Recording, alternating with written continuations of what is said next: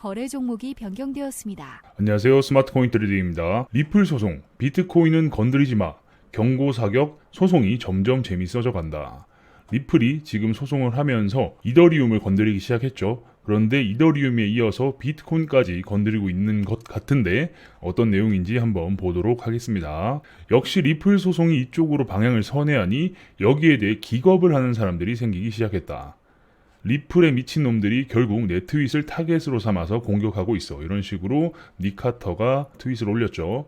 와, 아직도 리플에 물린 애들이 있다니 대단해. 의역이 좀 들어갔다만 의미는 비슷하다. 내가 전에 이거 관련해서 이야기 적은 게 있다. 소송 도중 SEC가 이렇게까지 나오니 이제 리플은 SEC를 타겟으로 잡지 않는다. 오히려 SEC 뒤에 숨어있는 이더리움을 미는 사람들과 이더의 ICO 과정에서 재단 설립 등등 거물을 직접 잡아 족치기로 예고한 내용이다. 그러니까 지금 상황이 SEC랑 맞붙는 게 아니라 예전에 이더리움과 관련해서 이더리움은 증권이 아니다 라고 이야기해준 지금 현재 게리 겐슬러 의장이 아닌 핵심 부처장이었던 힌만 등을 타겟으로 지금 하고 있는 상황이죠. 블로그에 들어오시면 이 전 글을 확인하실 수 있습니다. 해당 글을 영상으로 만든 유튜브도 있으니까 확인해 보시면 좋을 것 같습니다. 아마 한국의 리플 홀더들은 그냥 단순히 힌만의 연설문은 제출한다 정도로만 알고 있을 텐데 사실 백그라운드 내용은 이런 상황이다. 하지만 이걸 단편적으로 알면 마치 리플이 SEC 소송 도중에 왜 갑자기 이더리움을 때리려고 하는지 궁금할 것이다. 그죠? 그냥 보면은 얘네들이 갑자기 왜 이더리움을 걸고 넘어지는 거야? 라고 생각할 수 있죠. 그래서 마치 리플이 이더와 비트를 금지하려고 하는 모습처럼 볼 수 있고 마치 이더리움에게도 증권의 이미지를 씌우기 위해 로비를 한다고 주장하고 있다. 근데 사실 닉 카터, 이 사람도 그건 아닌 건 알고 있다. 리플의 로비 방향은 하위 테스트 업데이트, 플러스 소송 중인 리플에게 소급 적용인 방식으로 진행되는 것이지 이더와 비트도 같이 지옥 가는 방식이 아니기 때문이다. 이거 이미 닉 커터 저 사람도 알고 있다. 오바 떠는 거다 그냥. 그러니까 지금 리플은 이 하위 테스트가 잘못됐다. 너무 오래된 기준을 가지고 우리를 판단해서 지금 증권으로 보고 있는 게 아니냐. 그러니까 지금 이 테스트가 잘못됐으니까 우리는 일단 빼고 가는 게 맞지 않냐. 왜 우리를 걸고 넘어지냐. 라는 부분으로 지금 로비의 방향이 진행되고 있다라는 겁니다.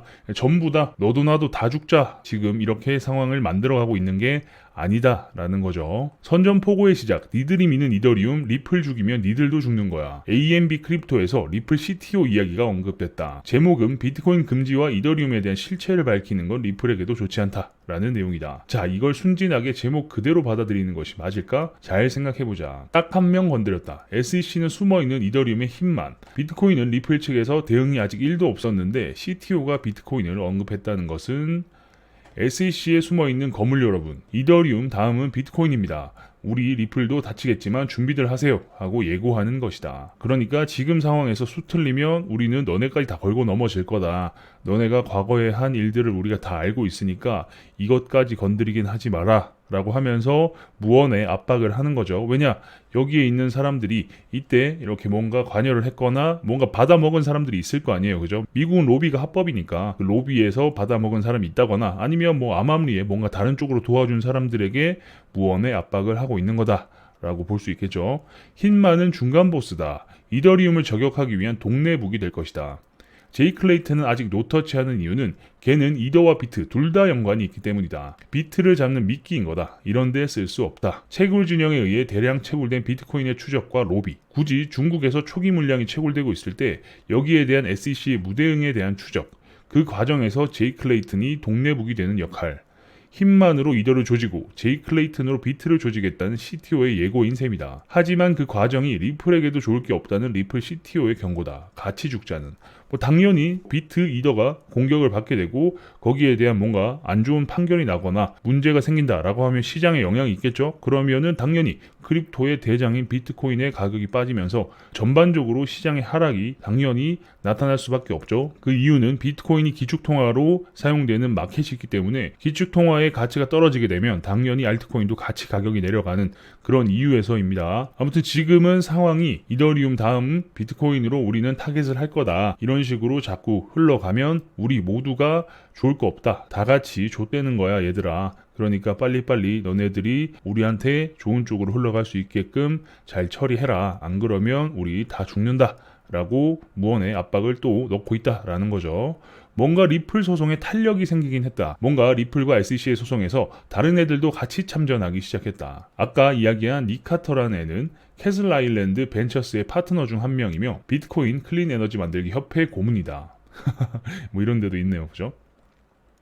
웃기는 소리다. 비트코인이 전 세계에서 다 같이 태양열로만 채굴하자고 강제할 수 없는 이상 협의만 하는 모습을 보이면서 시간만 끄는 게 목적인 곳이다. 말 그대로 이곳은 코인 기득권인 셈이다. 비트와 이더는 리플이 권력과 협치에 낙마한 이상 미국을 탈출한 코인, 이류 코인으로 남겨져 있길 원하는 곳이다. 그래서 리플은 SEC의 뒷배경, 이더맨을 한 대 툭 쳤는데 갑자기 경기를 하면서 이미 굳어진 코인의 1등 비트, 2등 이더의 생태계를 무너뜨리지 말라고 오버하는 중이다. 그러니까 니카터나 이런 애들도 이런 협회를 만들어서 시간 끌기를 하고 있다라는 거죠. 그래서 비트코인이 좋은 쪽으로 가게 하게끔 우리가 노력하고 있다라는 식으로 해서 물론 초기 투자자니까 돈도 많이 벌었겠죠. 그래서 이런 시간 끌기, 코인 기득권의 역할을 하고 있다라는 부분이고 리플은 지금 이미 미국에서 상폐가 됐죠. 그래서 미국을 탈출한 코인, 이류 코인으로 남겨져 있으면서 그냥 지금처럼 그냥 시장에 남아있길 바라는 애들이다라는 거죠.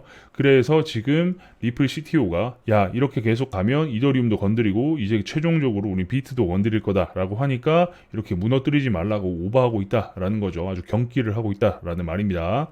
로비의 정석, 희생자 한 명은 생겨야 위기감이 생긴다. 전임자의 똥을 치우는 중 갠슬러는 이기기도 지기도 쉽지 않으며 결국 소송의 시간을 끌며 하위 테스트 전면 개정, 이걸로 재무장관직을 달고 백악관으로 입성하는 게 제일 좋은 선택지다. 리플이 갠슬러의 재무장관에 힘을 실어줄 수 있는 부분은 바로 머니 파워를 이용한 로비다. 그죠? 리플이 돈이 어마어마하게 많죠. 그러니까 머니를 이용해서 갠슬러를 밀어주는 거예요. 오히려. 그렇게 해서 전에 영상에서도 말씀드렸다시피 아주 좋은 그림으로 앞으로 새로 개정된 이 하위 테스트의 이름을 갠슬러 테스트와 같이 이런 부분에 많은 기여를 한 것처럼 그림을 그려주고 다른 쪽에서 이렇게 로비를 해서 결국은 재무부 장관으로 백악관에 입성하는 이런 그림을 그려주는 게 가장 좋을 것이다 라고 말씀드렸죠. 그래서 비트코인과 이더리움을 타겟으로 잡지 말라고 리플 로비의 방향이 좀 바뀌었으면 하는 생각도 닉 카터 이놈이 언지를 준 것 같다. 하지만 로비는 SEC와 리플이 강대강 서로가 강경하게 나올 때는 안 먹혀든다. 그죠? 지금은 서로 아주 대립각을 강하게 세우고 있는 그런 상황이죠. 그런 상황에서 뭔가 이렇게 하면 우리가 한번 좀 잘해서 도와줄게 라고 하는 말이 시도 안 먹히겠죠. 이번에 힘만이 이더가 한번 얻어맞고 힘만에게 위기가 닥쳐야 이 강대강의 균형이 깨지고 로비가 들어갈 틈이 생긴다. 그러니까 지금 힘만이 과거에 했던 발언과 일들을 가지고 걸고 넘어졌죠. 예전에 힘만이 이러이러해서 이더에서 받아먹은 것도 많고 이런 과정에서 특혜를 줬다라는 부분을 걸고 넘어져서 힘만을 타겟으로 지금 잡고 있다. 라는 건데 그래서 힘만이 손을 들고 야 이러면 안 돼라고 하면서 여기저기에 입김도 불 것이고 또는 지금 있는 관계자들이 야 이거 잘못하면 나중에 우리도 큰일 나겠다 싶어서 거기에 맞는 대응을 할 것이고 그렇게 해서 어느 정도 힘을 빼면 그때 이제 리플이 SEC 게리 갠슬러에게 이런 제안을 하면서 좋은 그림을 그려나가는 게 가장 현명한 좋은 방법일 것이다 라고 이야기하는 겁니다. 그 과정에서 리플도 다칠 거라고 이야기했지만 리플의 방향은 정해진 것 같다. CTO가 이렇게까지 이야기한 걸 보면 말이지. 어쨌든 리플은 이렇게 지금 강경하게 하고 있는데 결국 강경한 게 아닌 뭐 그런 상황이죠. 사실 목마른 자가 우물을 찾는다고 어느 정도 자꾸 방법을 찾아가는 데 있어서 리플도 좋게 해결하고 싶은 부분이 분명히 있을 거예요. 그죠? 어쨌든 계속해서 안 좋은 쪽으로 흘러가거나 하면 시장에서 더 이상 힘을 잃게 되고 뭔가 할 수 있는 게 없어지면 미국에서는 사업을 철수해야 되는 그런 상황까지 올 수도 있겠죠. 그렇게 되면 당연히 크립토 시장에서 지위는 많이 떨어지게 될 것이다. 라고 볼 수 있는 겁니다. 리플에 대한 다른 내용은 저희 커뮤니티에서 이야기할 수 있으니까 커뮤니티로 들어오십시오. 블로그에서 클릭을 해서 들어오셔도 되고요. 영상 아래 링크를 남겨뒀으니 링크를 통해서 들어오시면 됩니다. 아래 보이시는 화면은 저희 회사에서 직접 개발한 API 트레이딩 프로그램입니다. 바이낸스, 바이비트, 비트맥스, FTX 네 군데 거래소에서 사용이 가능하고요. 전체 거래를 지원합니다. 기능으로는 클릭을 하면 최신 호가에 자동으로 주문을 넣어주는 자동호가 기능, 자동호가 기능을 사용하면 지정가로만 거래를 할 수 있고 현재 가격에 현재 호가에 누구보다 빠르게 주문을 넣을 수 있습니다. 호가를 누르고 수량을 입력하고 공매수나 공매도 버튼을 눌렀을 때 이미 호가가 지나가서 주문이 체결이 안 되거나 아니면 시장가로 체결이 되는 경험을 해보셨을 텐데요. 그런 부분을 사전에 차단할 수 있고 누구보다 빠르게 지정가로 거래를 할 수 있는 장점이 있습니다. 지금도 보시면 여기 현재 가격이 움직이는 게 보이시죠? 이렇게 이 가격에 맞춰서 주문이 들어가기 때문에 누구보다 빠르게 매매를 할 수 있습니다. 수량과 범위를 정하고 주문을 클릭하면 최대 40개의 분할 주문을 자동으로 넣어주는 스프레드 기능. 스프레드 기능은 거미줄을 이야기하는 겁니다. 화면에 보이시는 바와 같이 올라갈수록 주문 수량이 많아지죠. 그렇다는 건 체결이 되면 될수록 진입가도 같이 올라가게 되는 겁니다. 같은 수량으로 깔았을 때보다 훨씬 유리한 진입가를 가져갈 수 있기 때문에 훨씬 더 좋은 수익률을 기대할 수 있겠죠. 지금도 많은 분들이 만족하면서 사용하고 계시는 기능입니다. 손절과 익절의 퍼센트를 정해놓고 체결을 시키면 손절과 익절을 자동으로 걸어주는 스캘핑 모드, 키보드를 이용한 단축키 트레이딩 등등 다양한 기능들이 있습니다. 어떻게 동작하는지는 제가 잠깐 보여드리도록 하겠습니다. 주문이 체결되었습니다. 매도 주문 입력 주문이 체결되었습니다. 스프레드 주문 완료. 스프레드 주문 주문이 체결되었습니다. 주문 취소. 주문이 체결되었습니다.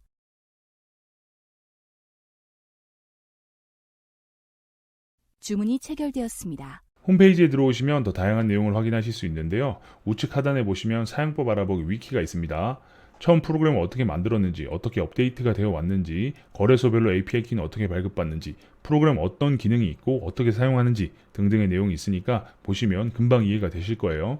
그 아래는 기존의 거래소를 사용하고 계신 분들이 프로그램을 써보실 수 있게끔 체험 쿠폰 발행 이벤트도 하고 있으니까 많은 참여 부탁드리겠습니다. 왜 프로그램으로 만들었냐? 라는 질문들을 많이 해주시는데요. 그 이유가 속도 때문입니다. 속도 비교는 홈페이지에서 이렇게 한눈에 확인이 가능합니다. 주식 HTS도 프로그램으로 서비스를 하죠. 그 이유가 속도와 보안 때문인데 저희 역시 마찬가지로 속도와 보안을 고려해서 프로그램으로 서비스를 하고 있습니다. 그럼 프로그램이 이상한 거 아니냐라고 생각하실 수 있는데요.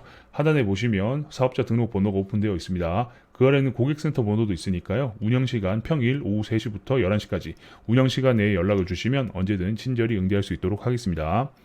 프로그램도 문제가 없음을 인증받는 키사 인증까지 모두 마쳤습니다. 그래서 프로그램을 다운로드 받으시고 설치하실 때 보면 공급자의 HC 파트너스, 저희 회사 이름이 뜨니까 이 부분을 필히 확인하시고 사용하시면 전혀 문제없이 사용이 가능합니다. 그 외에 궁금한 게 있으시다면 우측 상단에 보이시는 카카오톡 SCT01로 친구 추가하셔서 카카오톡을 보내주셔도 되고요. 아니면 아까 말씀드린 저희 커뮤니티에 들어오셔서 질문 남겨주셔도 제가 직접 답변 드릴 수 있도록 하겠습니다. 그럼 다음 영상에서 뵙겠습니다. 감사합니다.